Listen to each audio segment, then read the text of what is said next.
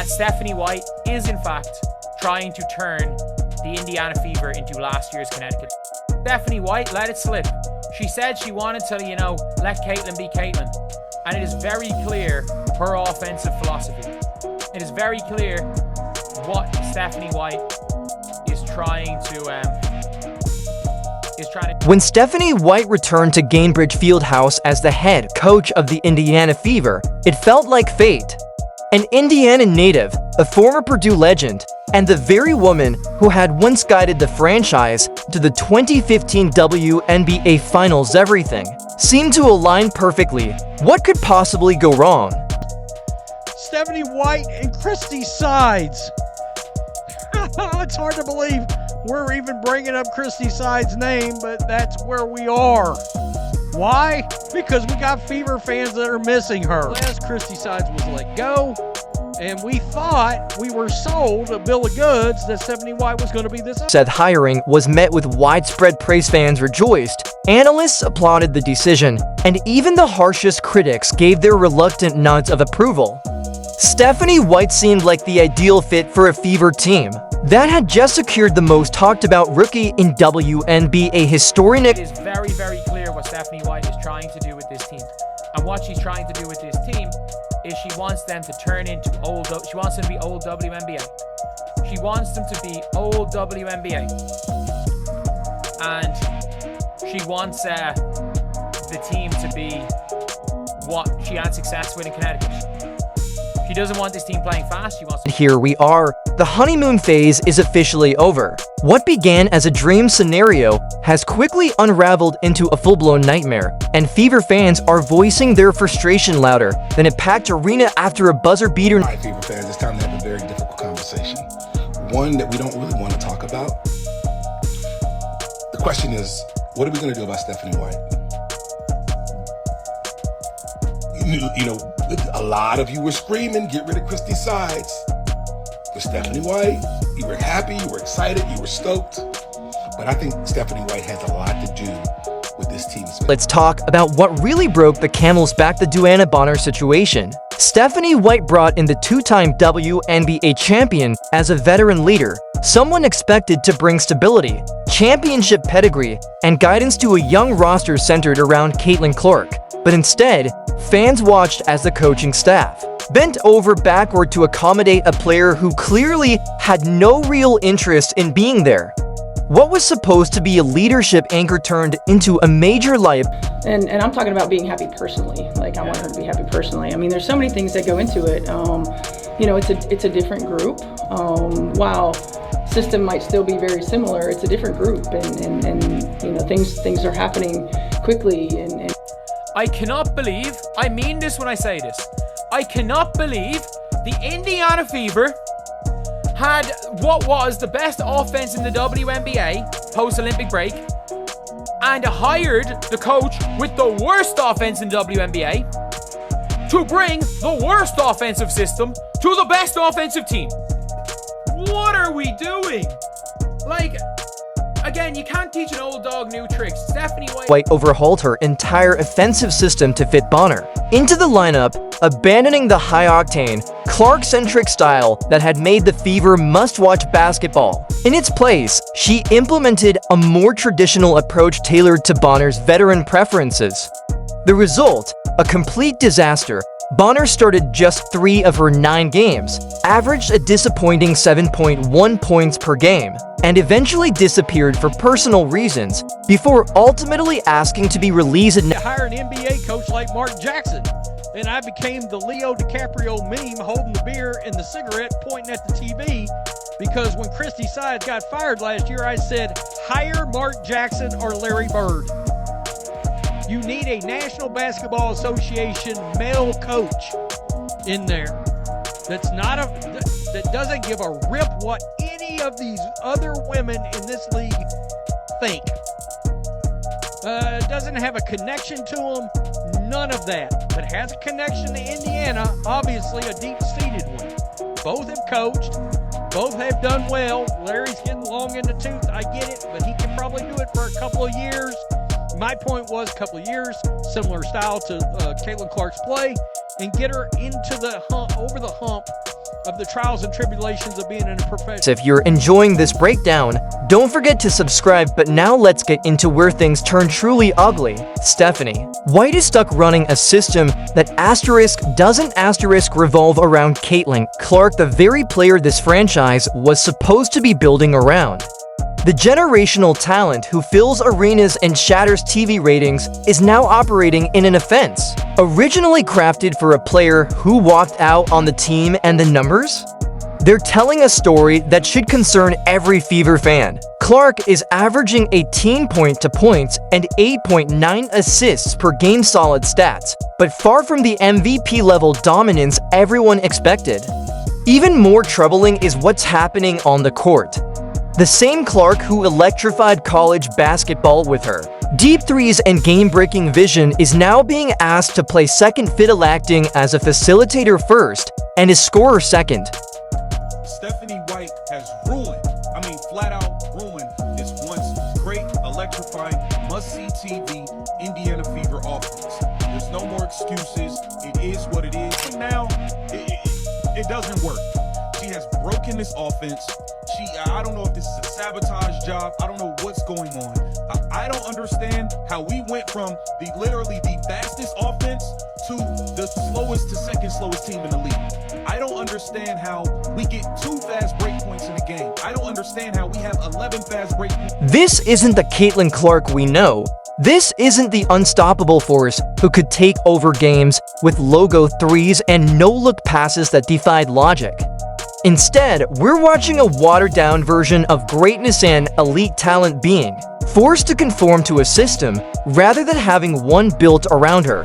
Even former WNBA executive Lynn Dunn didn't hold back, openly criticizing Stephanie White for holding Clark back. Dunn argued that Clark and White simply see the game through completely different lenses, and when respected basketball minds with decades of experience start calling out your coaching philosophy, it's time to take notice. The pace is too slow, Dunn said. They're walking the ball up the court, running set plays last year under Christie Sides. They were flying. I'll admit, early last season I thought Sides needed to go, but when she made the playoffs, I changed my mind. With this current roster and these skill sets, I honestly think Christie Sides would have been a better fit. And that's the real gut punch this season was meant to be Caitlin Clark's grander rival, her breakout moment in the WNBA. She entered the league as the preseason MVP favorite with sky-high expectations, and rightfully so. But instead, we're watching her grind through a frustrating mix of setbacks, nagging injuries, questionable coaching decisions, and a system that seems built to stifle her rather than unleash her. Clark has already missed 6 games this season, a staggering number for a player who never missed a single game in her college career. The timing of these injuries is suspicious, the frequency is alarming, and the pattern is becoming impossible to ignore. Her most recent injury, a groin strain, suffered with just **12 seconds left in a game the Fever had already won against Seattle. Why was she even on the court during garbage time? The pace is too slow. They're doing set play. They're walking up the court. Last year, if you remember, Christie had him running up and down the court. I was one of those people last year in the beginning of the season. I said, Christie Sides gotta go. I didn't like the way she managed the game. But when she made it to the playoffs, I thought she deserves another shot with new personnel.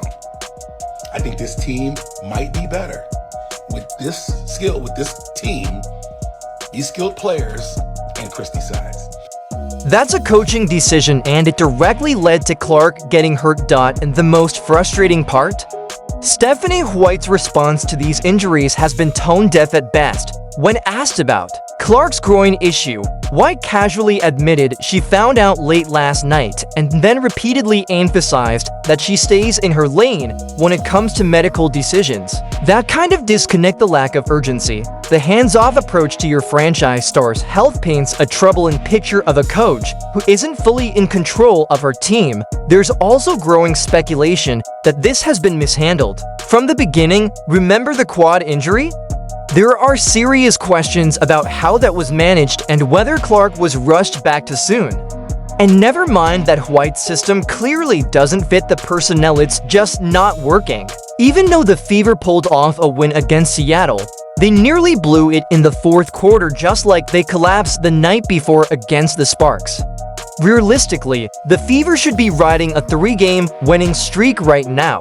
Instead, they're barely scraping by, hanging on in games they should be closing out with confidence. Meanwhile, the league itself has failed miserably in protecting its biggest star. Caitlin Clark has been the target of cheap shots, flagrant fouls, and physical play that borders on reckless. The Connecticut Sun game was a perfect example. Clark took a shot to the face, got knocked down, and she was the one who got hit with a technical foul. How does that happen? Stephanie White has spoken out about the officiating, but her words ring hollow when her own coaching choices are putting Clark in unnecessary danger. Bad officiating is bad officiating, White said after the Sun game, but what about bad coaching ? What about failing to protect your star with smarter substitutions, better game management, and a clear plan to keep her safe? It's gotten to the point where Sophie Cunningham, Clark's unofficial on-court bodyguard, has had to warn referees that if they won't protect Clark, she will . When your players are forced to issue ultimatums to officials because your coaching staff can't keep your star player out of harm's way, something is fundamentally broken. There wasn't even an explanation for the tech she got. One Fever player reportedly said, "Stuff was clearly building." When the officials don't control the game, when they let this kind of targeting go on, it's been happening all season long. This is what you get. And right now, what the Fever are getting isn't just poor officiating, it's poor leadership. From the very top. What we're witnessing now is a full-blown unraveling. Yes, you've got ultra-competitive women, the best in the world, battling it out every night. Physicality is part of the game, but when you allow things to get out of hand, when the officiating is inconsistent and the team lacks a clear identity, chaos starts to creep in. Players are going to defend their teammates. They're going to compete. That's expected. But what's not expected is the Indiana Fever sitting at 8-8, barely clinging to relevance in the Eastern Conference, a record that screams mediocrity. This is a team that should be making a leap. They added serious talent in the offseason, kept their core intact, and brought in a coach with a winning resume. And yet, instead of climbing toward championship contention, they're stuck in place or worse, sliding backwards. The Fever have regressed since their playoff appearance last season, and the eye test? It looks even uglier than the box score. They've gone 2-4 in their last 6 games, including losses to teams the should have beaten handily. They're blowing leads, collapsing in crunch time, and showing a disturbing lack of identity on both ends of the floor. And here's the part that's hard to ignore. You have Caitlin Clark a generational talent. You have Aliyah Boston an all-star and one of the most dominant young centers in the league. You have shooters, role players, depth. This roster was built to play fast, aggressive, modern basketball. So how do you end up 8-8? Simple coaching. This isn't rocket science. Last season, under Christie Sides, the team played fast. They let Caitlin be Caitlin, and the result was must-see television. They ran the floor, pushed the pace, and leaned into the strengths of their roster. It wasn't perfect, but it was. Fun. It was competitive and it worked. Now.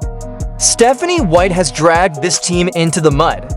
This slow, outdated Connecticut-style offense has zero juice.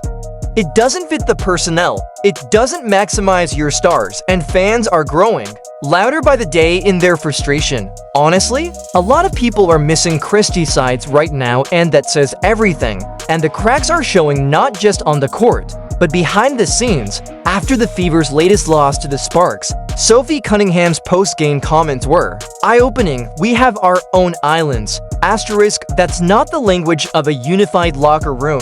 That's the language of a fractured team.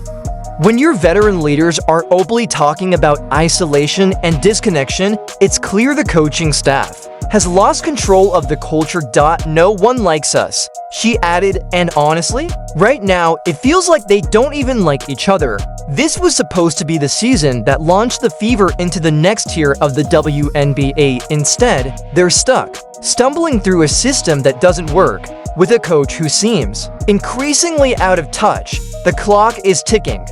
And if things don't change soon, this promising era could fall apart before it ever really begins.